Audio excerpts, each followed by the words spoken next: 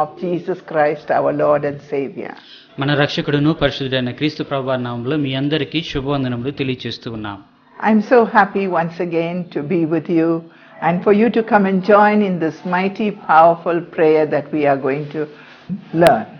మరి ఈ సమయంలో ప్రార్థన గురించినటువంటి విషయాల్ని తెలుసుకునేటువంటి ఈ ముఖ్యమైనటువంటి సమయంలో మీ అందరినీ కూడా నేను ఆహ్వానిస్తూ ఉన్నాను. You may ask the question, how are we going to unlock the heavens to hear our prayer? మేము ఎలాగున పరలోకపు తలుపులను తెరిచి మా ప్రార్థన వినేటట్లుగా చేసుకోగలము అని మీరు అడగవచ్చు. Let us look at the first word in what the word of God says. అయితే మొట్టమొదటిగా దేవుని యొక్క వాక్యము దీని గురించి ఏం చెబుతుందో తెలుసుకుందాం. And that is Matthew 16:19 gives us the keys of the kingdom. మత్తయి సువార్త 16వ అధ్యాయం 19వ వచనము దేవుని యొక్క రాజ్యము తాళపు చెవులను మనకు అప్పగిస్తుంది.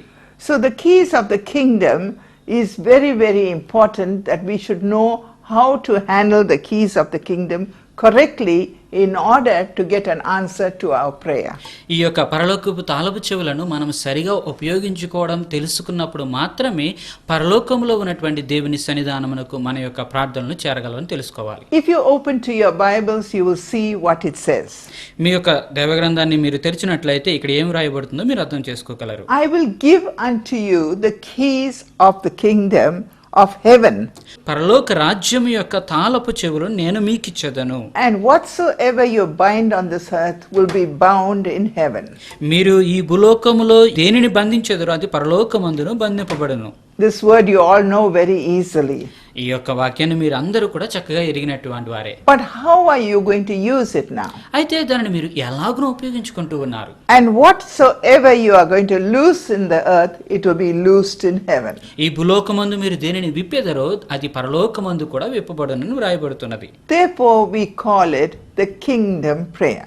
అందుకనే దీనిని పరలోక రాజ్య ప్రార్థనగా మేము పిలుస్తున్నాము. So unless you have the keys, how can you go enter the kingdom with your prayer? ఒకవేళ మీ దగ్గర తాళపు చెవి లేకపోయినట్లయితే మీ ప్రార్థన ద్వారా పరలోక రాజ్యానికి మీరు ఎలాగ వెళ్ళగలరు? It's very important that we understand about the loosing and the binding. కనుక మొట్టమొదటిగా మనం ఎలాగను విప్పాలో ఎలాగను బంధించాలో కూడా తెలుసుకోవాలి. We cannot understand what happens in the heavens, but we can understand what happens in the earth. ఒకవేళ పరలోక రాజ్యంలో ఏం జరుగుతుందో మనకు తెలియకపోవచ్చు, కానీ భూలోకంలో ఏం జరుగుతుందో మనం అర్థం చేసుకోగలము. So another important verse that you will enjoy reading very much is Revelation 1:18. మరొక ముఖ్యమైనటువంటి వచనము మీరు ఎంతగానో చదివి ఆనందించేటటువంటిది ఏమిటనగా ప్రకటన గ్రంథం 1వ అధ్యాయం 18వ వచనము. It is so lovely to understand what is the word that is connecting with the unlocking of heaven. దేవుని యొక్క వాక్యములో నుంచి ఏది పరలోక రాజ్యపు గవిని తెరిచేటటువంటిదో ఇక్కడ తెలియచేయబడుతుంది. Now Revelation 1:18 says from the word of God. ప్రకటన గ్రంథం 1వ అధ్యాయం 18వ వచనంలో ఏం రాయబడుతున్నదనగా, I am he that liveth and was dead. నేను మొదటివాడను కడపటివాడను అని వ్రాయబడుతున్నది. And behold, I am alive evermore. నేను ఎప్పటికీ జీవించు వాడను అని తెలియచేయబడుతున్నది. Now you can join with me and say amen and amen to that. ఇప్పుడు మీరు అందరూ కలిసి నాతో పాటు ఆమేన్ ఆమేన్ అని దానికి చెప్పండి. I have the keys of hell and of death. నా చేతిలో మరణము యొక్కయు పాతాళ లోకం యొక్క తాళపు చెవులు ఉన్నాయి.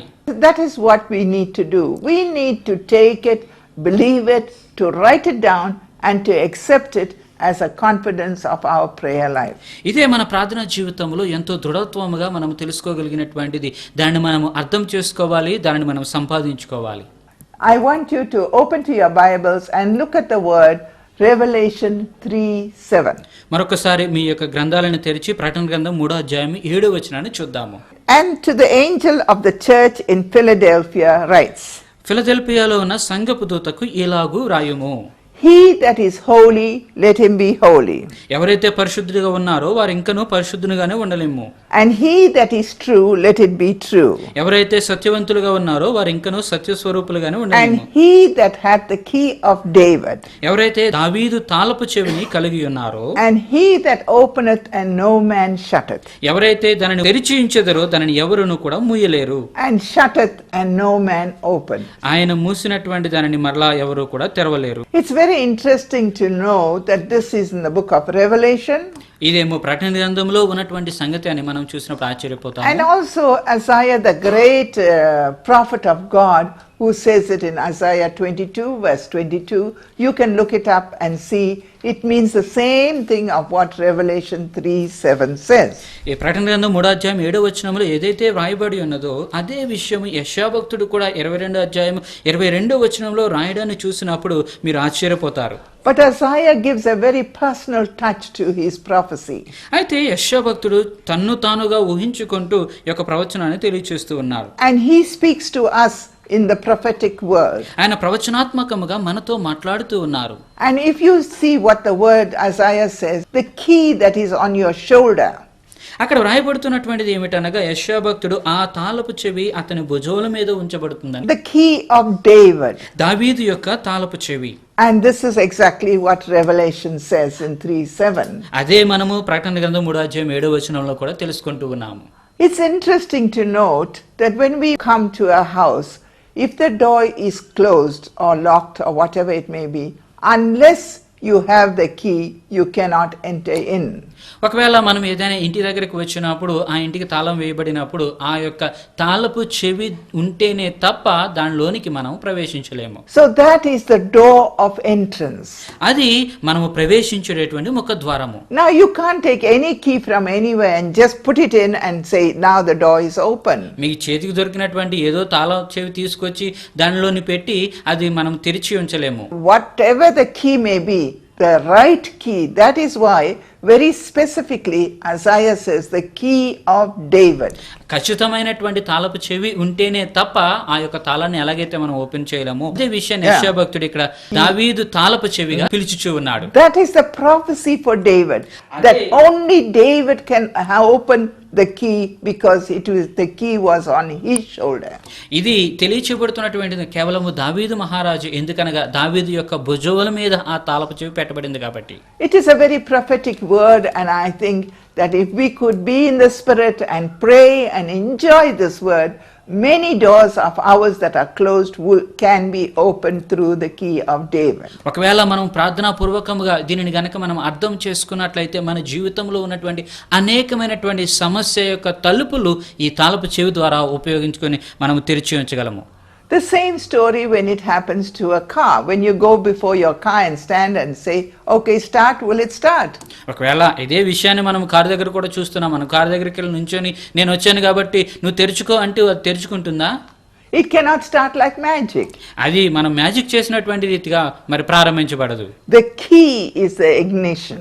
ఆ కీ ఉంటేనే తప్ప దాన్ని మనం స్టార్ట్ చేయలేము. The key is the most important. The way you put that key in and the way you turn it to start off the engine. ఎప్పుడైతే నీవు ఆ తాళపు చెవిని దానిలో పెట్టి దానిని తిప్పుతావో ఆ దానిని బట్టి ఆ కారు ప్రారంభించబడుతుంది. Now you must wonder why I'm telling you about the house and about the car and all. If you can connect with these keys, you will know how to use it in your prayer life. ఒకవేళ మీరు అనుకోవచ్చు ఎందుకంటే ఈవిడ ఇల్లు గురించి లేకపోతే car గురించి చెబుతుందని. ఈ యొక్క దాన్ని మీరు అర్థం చేసుకున్నప్పుడే ఖచ్చితమైనటువంటిగా తాళపు చెవి ఎలా ఉపయోగించాలో మీరు అర్థం చేసుకోగలరు. The name of Jesus is the key to prayer. మనం ప్రార్థన చేసేటువంటి ప్రతి దానికి క్రీస్తు నామమే దానికి తాళపు చెవిగా ఉన్నది. We always pray and say in the name of Jesus. మనం ఎప్పుడు ప్రార్థన చేసినప్పుడు కూడా క్రీస్తు నామమున అని పిలుస్తూ ఉంటాము. You know why? ఎందుకో మీకు తెలుసా? Because Jesus' name is a key and that unlocks the door. క్రీస్తు యొక్క పేరే దానికి కావలసినటువంటి తాళపు చెవి, అది మనకు కావలసిన ద్వారాలు తెరుస్తుంది. And it unlocks the heavens. అదే పరలోకపు గవులను కూడా తెరుచుచూ ఉన్నది. To grant our needs. మనకి ఏదైతే అవసరమో దానిని సంపాదించుకోవడానికి. If we do not use the name of Jesus ఒకవేళ మనం క్రీస్తు పేరును గనక ఉపయోగించకపోయినట్లయితే as our key, మనం దానిని తాళపు చెవిగా, then whom are you talking to? మరి దేని గురించి మీరు మాట్లాడుతున్నట్లు? Whom are you asking to open the door for you? ఎవరిని మీరు ఆ యొక్క తలుపును తెరవమని అడుగుతూ ఉన్నట్లు? How can your prayer go up to heaven if you just pray loosely and without the name of Jesus? క్రీస్తు యొక్క పేరు అనేటువంటిది ఉపయోగించకుండా మీరు ఏదో ఒక ప్రార్థన చేసినటువంటి రీతి అయితే పరలోకపు గవిని ఎలాగో మీకు తెరవబడుతుంది.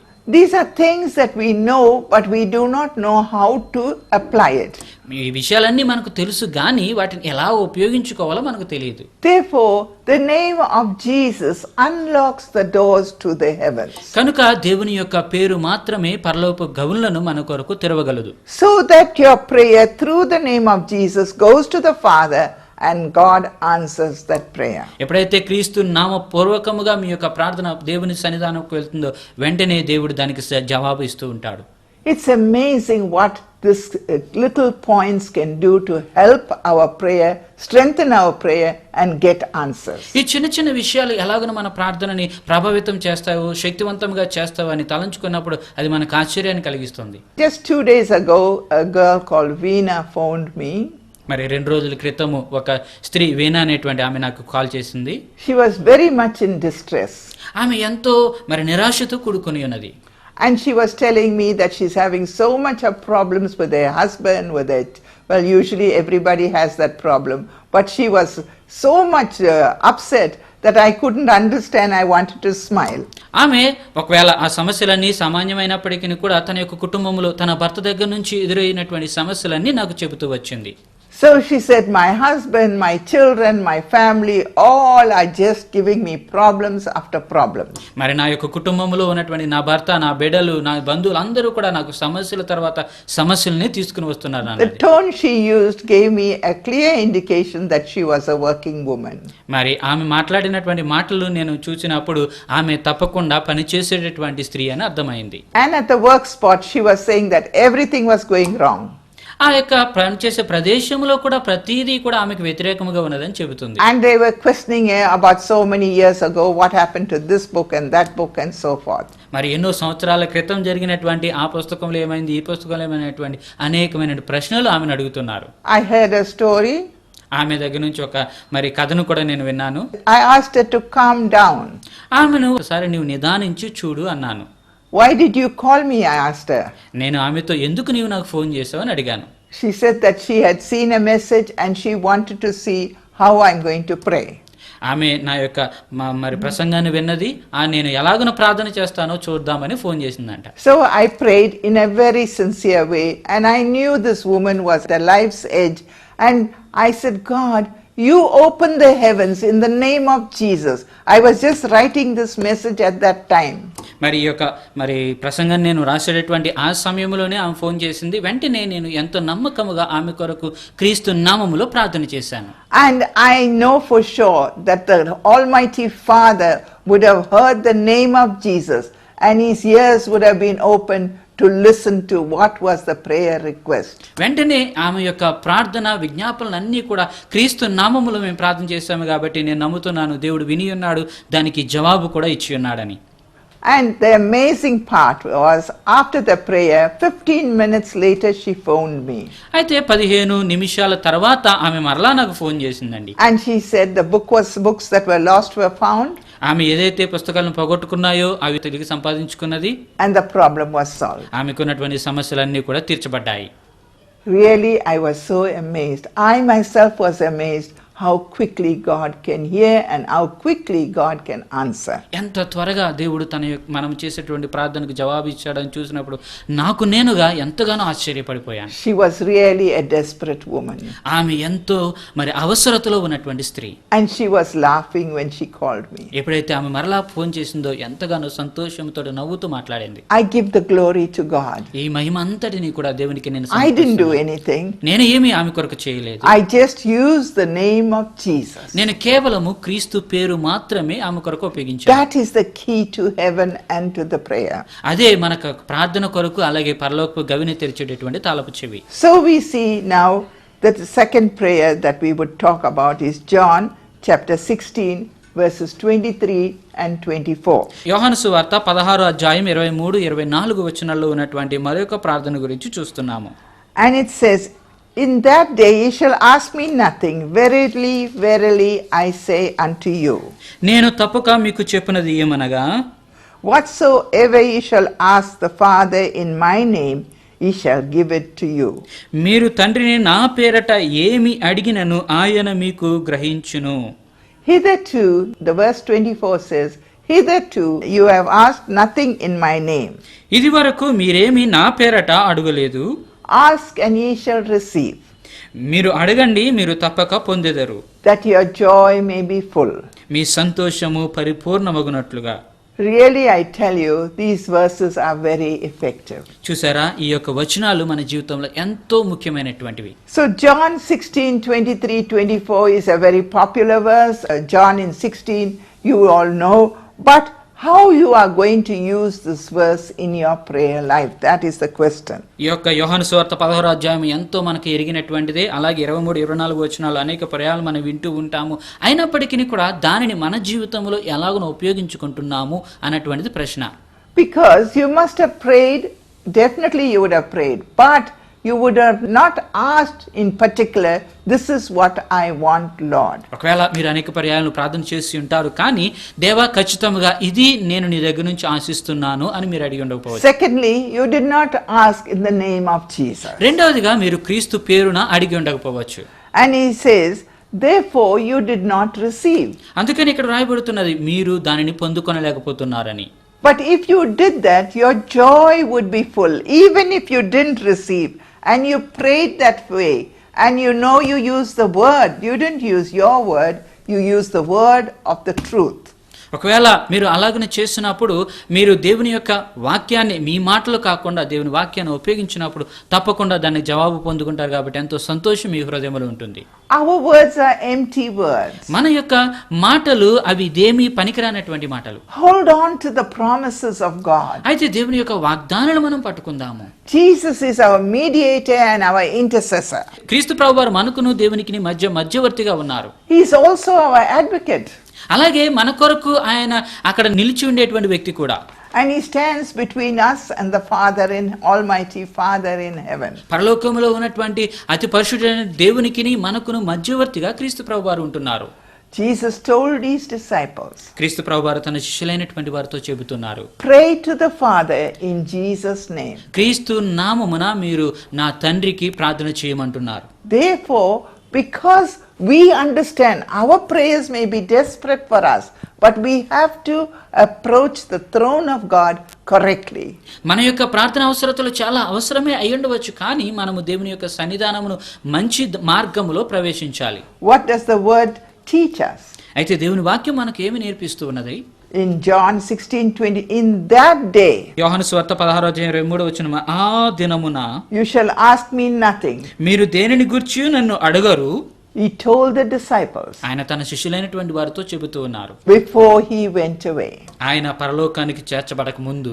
So he made it very plain and very simple, I think, in my way of thinking, is that we pray to the Father in heaven, but we have to go through our mediator, our intercessor, and speak the name of Jesus, asking in the name of Jesus. ఒకవేళ ఈ విషయాలన్నీ మనకు తెలిసినటువంటి అయినప్పటికీ కూడా మరొకసారి మనము పరలోకమందున్నటువంటి తండ్రి సముఖానికి మన ప్రార్థన విజ్ఞాపన తీసుకుని వెళ్ళేటప్పుడు మధ్యవర్తి అయినటువంటి క్రీస్తు ద్వారానే మనం తీసుకుని వెళ్ళాలి. It says the name of Jesus is the access to the heart of the Father. క్రీస్తు పేరు ద్వారానే మనము పరలోకమందున తండ్రి యొక్క హృదయము దగ్గరకు చేర్చబడగలము. One translation writes like this. మరి ఒక ట్రాన్స్లేషన్ లో ఎలాగనో రాయబడుతూ ఉన్నది, In that day ఆ రోజున you shall not pray to me. మీరు నాకు ప్రార్థన చేయరు గాని, Jesus plainly says, క్రీస్తు ప్రభువారు చక్కగా వారికి చెబుతున్నారు, ask the Father తండ్రిని మీరు అడగండి in my name. నా పేరున. This is the key to unlock the heavens. పరలోకపు గవిని విప్పడానికి ఇదే తాళపు చెవి. We can tell Jesus, our mediator, how much we love him. మన యొక్క మధ్యవర్తి అయినటువంటి క్రీస్తు ప్రభువారిని ఎంతగా ఆయనను ప్రేమిస్తున్నామో చెప్పగలము. But praying, we ask the Father అయితే ప్రార్థనను మాత్రం మనము తండ్రిని అడుగుతూ ఉంటాము, through the Lord Jesus Christ. అది కూడా మన ప్రభు అయిన క్రీస్తు ద్వారానే. Please don't mistake me in emphasizing this so much.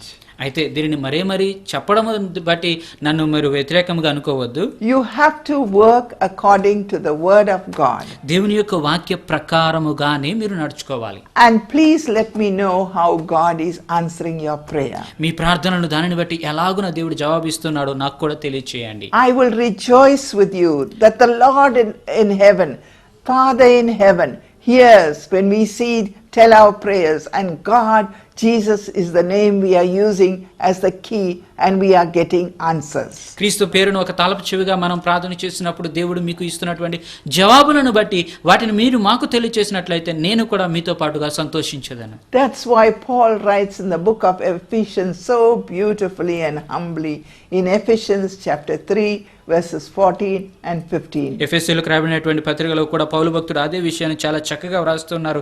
3వ అధ్యాయము 15వ వచనంలో, For this cause I bow to the Father, I bow my knees unto the Father, దీనిని బట్టి మాత్రమే నేను దేవుని యొక్క సముఖమందు మొక్కాళ్ళుని ప్రార్థన చేసేదను, the Father of Lord Jesus Christ, క్రీస్తు యొక్క తండ్రి అయినటువంటి దేవుడు, to whom the whole family in heaven and earth పరలోకములో గాని భూలోకములో ఉన్నటువంటి వారందరూ కూడా is named.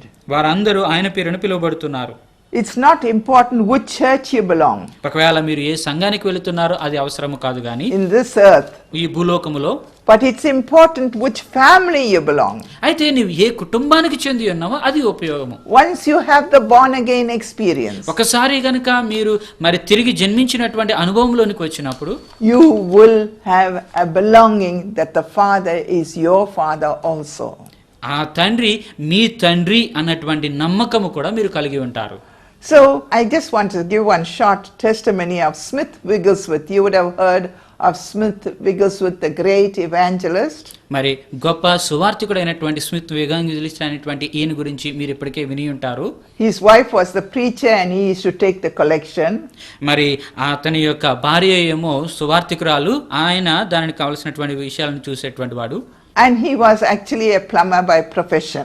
అతడు తన యొక్క వృత్తిని బట్టి మరి చెక్కతో పని చేసేటువంటి వాడు. Now we see that Smith Wigglesworth was always smiling and he had the joy of the Lord on his face. ఈ స్మిత్ అనేటువంటి ఈయన ఎప్పుడు కూడా సంతోషముతోటి దేవుని యొక్క సంతోష సమాధానం కలిగి ఉండేటువంటి వాడు. His 2 children were very, very sick. అతనికి ఉన్నటువంటి 2 పిల్లలు కూడా ఎంతో అనారోగ్యంతో ఉండేవారు. And this did not even worry him. అయితే అది కూడా ఆయనకి ఏ విధమైన బాధను కలిగి చేయలేదు. If it was me, I suppose my face would have been so long, tears will be full in my eyes, my children are sick, what to do? ఒకవేళ నేను అదే పరిస్థితిలో ఉన్నట్లయితే అయ్యో నా బిడ్డలు మరి జబ్బుతోటి ఉన్నారే అని చెప్పి నేను ఎంతగానో దుఃఖపడుతూ కన్నీళ్లతో ఉండేదాన్నేమో. What did Smith Wigglesworth do? అయితే స్మిత్ విగస్మిత్ అనేటువంటి ఈయన ఏం చేశాడు? He knelt down with his wife and they both prayed for the 2 children. ఆయన భార్య ఇద్దరు కూడా మోకాళ్ళుని తన 2 బిడ్డల కోసం ప్రార్థన చేశారు. They had the full confidence that God would have heard and answered their prayer. వారి ప్రార్థన దేవుడు తప్పక విని దానికి జవాబు ఇస్తాడు అనేటువంటి గొప్ప నమ్మకాన్ని వాళ్ళు కలిగి ఉన్నారు. And the Father would have heard in heaven. అలాగే పరలోకం ఉన్నటువంటి తండ్రి కూడా వారి ప్రార్థన విని ఉండొచ్చు.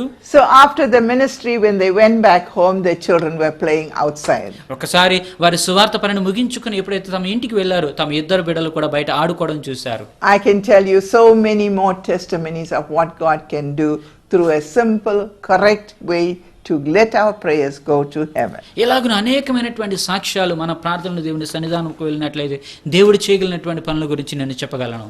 Now, we have come to the end of our time and I want to pray with you. మా సమయం ముగింపులోనికి వస్తున్నది కాబట్టి మీ అందరితో కలిసి నేను ప్రార్థన చేయాలనుకుంటున్నాను. Prayer is the lifeblood of our people. మనకు ఉన్నటువంటి జీవమునిచ్చేటటువంటి రక్తము ప్రార్థనే. So we are going to use this prayer very effectively and we are going to get answers for our prayer. కనుక ఈ ప్రార్థనను మనము అనేక పర్యాయంలో చక్కగా ఉపయోగించుకొని మన యొక్క ప్రార్థనకు జవాబును మనం పొందబోతున్నాము. Shall we pray together? మనం అందరం కలిసి ప్రార్థన చేద్దామా? Heavenly Father, పరలోకపు తండ్రి, we come to your throne of grace once again. దయగలిగినటువంటి నీ సన్నిధానములకు మరొకసారి మేము వస్తూ ఉన్నాము. We come to you in the name of Jesus. క్రీస్తు నామమున మీ సన్నిధానమునకు మేము రాగలుగుతున్నాము. Lord, we have just heard a message on how to unlock the keys of heaven. పరలోకపు గవిలను మేము ఎలాగున తెరవగలము ఆ విషయాలను మేము నేర్చుకోగలిగి ఉన్నాము. And I'm sure you were listening to every word, oh Lord. దేవా, ప్రతి మాట కూడా మీరు వింటూ ఉన్నారని నేను నమ్ముతూ ఉన్నాను. I just believe our people are so desperate now, Lord. దేవా, మా ప్రజలైనటువంటి వారికి ఎంతో అవసరత ఉన్నది అని నేను నమ్ముతూ ఉన్నాను. I can see a mother sitting before the television actually weeping and wailing why she is going through so much of problems. దేవా, ఈ సమయంలో ఈ టెలివిజన్ ముందు కూర్చున్నటువంటి ఒక తల్లి ఎంతగానో తన యొక్క కుటుంబంలో ఎదురవుతున్నటువంటి సమస్యలను బట్టి ఏడ్చుచు కన్నీరుతో నీ సన్నిధానంలో మొదలు పెడుతున్నది. You calm yourself, my daughter. కుమార్తె నీవు నిన్ను సముదాయించుకో. Maybe this message was just for you today. ఒకవేళ ఈ రోజు ఇది నీ కొరకే అన్నటువంటి ప్రసంగమేమో. Use the promise of God దేవుని యొక్క వాగ్దానాన్ని ఉపయోగించుకోనము. and the key of David అలాగే దావీదు యొక్క తాళపు చెవిని కూడా. and see what God can do for you. నీ కొరకు దేవుడు ఏమి చేయగలుగుతూ ఉన్నాడో దానిని చూడు. Therefore we are thanking you in the name of Jesus, my Father. దేవా మరొకసారి క్రీస్తు నామములో నిన్ను స్తుతించి ఆరాధిస్తూ ఉన్నాము. Lord, our people are so desperate, Lord. So many people are sick in their homes today.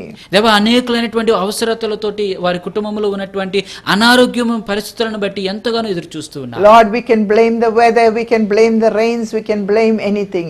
But Lord, you are our healer and you are our protector. ఒకవేళ దేవా వచ్చినటువంటి వర్షములను బట్టి కానీ ఉన్నటువంటి వాతావరణ పరిస్థితులను బట్టి కానీ మేము అనుకోవచ్చు, కానీ దేవా నీవే స్వస్థపరిచేటటువంటి వాడవు. Lord, right now, Lord, దేవా ఈ సమయంలోనే my Father in heaven, come down and touch those sick people. పరలోకపు తండ్రి నీవు ఇప్పుడే దిగి వచ్చి అనారోగ్యవంతులైనటువంటి వారిని ముట్టుము. Lord Jesus, we pray that precious blood from Calvary దేవా నీ యొక్క కల్వరిలో ఉన్నటువంటి ఆ రక్తమును వారి మీద మీరు ప్రోక్షించండి. will bring healing and deliverance to all the sick people, Lord. దేవా అనారోగ్యంతో ఉన్నటువంటి ప్రతి వారికి కావలసినటువంటి స్వస్థతను అనుగ్రహించండి. Lord, raise them out of their beds, O Lord, దేవా వారి ఉన్నటువంటి పడకల మీద నుంచి వారిని తిరిగి లేపండి. with the power of the Holy Spirit. పరలోకము ఉన్నటువంటి పరిశుద్ధాత్మ శక్తిని బట్టి We thank you, Lord. దేవా నీకే స్తోత్రములు చెల్లిస్తున్నాను. Lord, this great burden in my heart, I want to tell you today, my Father. దేవా ఈ సమయము నా హృదయంలో ఉన్నటువంటి భారాన్ని అంతటి నీకు చెప్పాలనుకుంటూ ఉన్నాను. All those people who are drowning in debts and borrowing left and right. దేవా అప్పుల బాధతోటి వారు ఎంతగానో మునిగిపోయి ఉన్నటువంటి కుటుంబాలని Lord, give us wisdom and knowledge how to handle our finances. దేవా వారికి ఉన్నటువంటి జ్ఞానమును మీరు వికసింపజేసి ఎలాగున వారి సొమ్మును చక్కగా వాడుకోవాలో తెలియచేయండి. Lord, the wise woman you said in Proverbs 31 knew exactly how to handle a finance. సామెతల గ్రంథంలో మీరు తెలియచేసినటువంటి రీతిగా మంచి గుణవంతురాలైనటువంటి స్త్రీ సరి అయినటువంటి తన కుటుంబాన్ని నడుపుకోగలదు. As a mother we ask, Lord, దేవా ఒక తల్లిగా నీ సన్నిధానంలో వేడుకుంటూ give ఉన్నాను. us divine wisdom how to handle our finances. దేవా నీ పరలోకములో ఉన్నటువంటి జ్ఞానము చేత మా సొమ్మును ఎలా ఉపయోగించుకోవాలో తెలియచేయండి. Teach us, my Father. దేవా మాకు కావాల్సినటువంటి దాన్ని నేర్పించండి. Father in heaven, have mercy upon us. పరలోకపు తండ్రి మా మీద మీరు దయను చూపండి. How to get rid of all these loans and debts that are surrounding us. మా చుట్టూ ఉన్నటువంటి అప్పులన్నిటిలో నుంచి మేము బయటకు ఎలాగున రావాలో తెలియచేయండి. We are having sleepless nights, O Lord. దేవా కొన్ని రాత్రులు మేము నిద్ర అనేటువంటిదే పట్టక మేము బాధపడుతూ ఉన్నాం. Lord, my Father, in your mercy, show us the way. దేవా నీ యొక్క దయను గురించి మాకు కావాల్సిన మార్గాన్ని చూపించండి. Lord, we thank you. దేవా నీకే స్తోత్రములు వందనాలు. In the mighty and powerful name, శక్తివంతమైనటువంటి నామములో, in the miracle working name దేవా ఆశ్చర్య కార్యములు చేయగలిగినటువంటి పేరు of Jesus Christ our Lord. క్రీస్తు యొక్క నామములో అడుగుతూ ఉన్నాము తండ్రి. Amen and amen. Amen amen. Sister Priscilla ధైర్యం, కేర్ ఆఫ్ శుభవార్త television, good news channel private limited,